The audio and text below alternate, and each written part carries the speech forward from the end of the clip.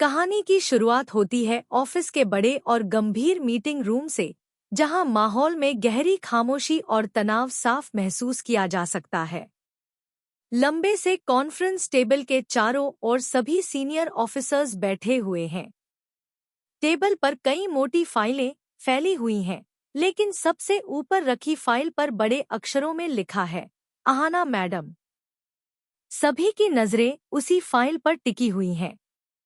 एक senior officer गंभीर स्वर में कहता है कि आज अहाना मैडम से जुड़े केस पर आखिरी फैसला लिया जाएगा। दूसरा ऑफिसर बात को आगे बढ़ाते हुए कहता है कि अहाना पर लगे आरोप बेहद गंभीर हैं। अपनी सास के प्रोजेक्ट को रिकमेंड करना कोई छोटी बात नहीं है। यह सीधे तौर पर पावर के मिसयूज का मामला बन सकता है। धीरे धीरे कमरे का माहौल और ज्यादा टेंस हो जाता है। इसी बीच अचानक मीटिंग रूम का दरवाजा खुलता है। सभी ऑफिसर्स की नजरें एक साथ दरवाजे की तरफ घूम जाती हैं। अंदर दुर्गा देवी और उनके साथ दीदी भाई प्रवेश करते हैं। अहाना जैसे ही दुर्गा देवी को देखती है, वह पूरी तरह से चौंक जाती है। उसके चेहरे पर हैरानी और भावनाओं का सैलाब साफ दिखाई देता है। अहाना मन ही मन सोचने लगती है कि ये दोनों यहाँ अचानक कैसे आ गए। क्या कोई नया मोड़ आने वाला है? एक सीनियर ऑफिसर शांत लेकिन सख्त आवाज में पूछता है, दुर्गा देवी जी, इस इंक्वायरी में आप अपनी तरफ से क्या कहना चाहेंगी?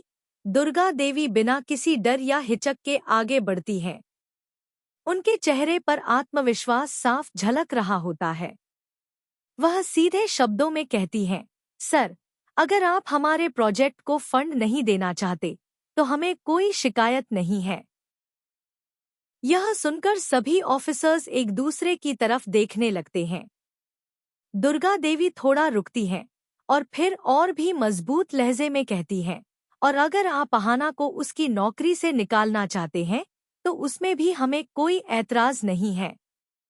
यह सुनते ही मीटिंग रूम में सन्नाटा छा जाता है। किसी को उम्मीद नहीं थी कि दुर्गा देवी ऐसा बयान देंगी। दुर्गा देवी फिर बोलती हैं, लेकिन मैं एक बात साफ कहना चाहती हूँ। अहाना एक बेहद काबिल और ईमानदार ऑफिसर है। उसके पास सिर्फ दिमाग ही नहीं, बल्कि काम करने का जज्बा भी है। अगर कल वह आपकी नौकरी छोड़कर हमारे साथ काम करे, तो हमारा प्रोजेक्ट सिर्फ एक शहर तक सीमित नहीं रहेगा, बल्कि पूरे देश में फैल सकता है। अहाना का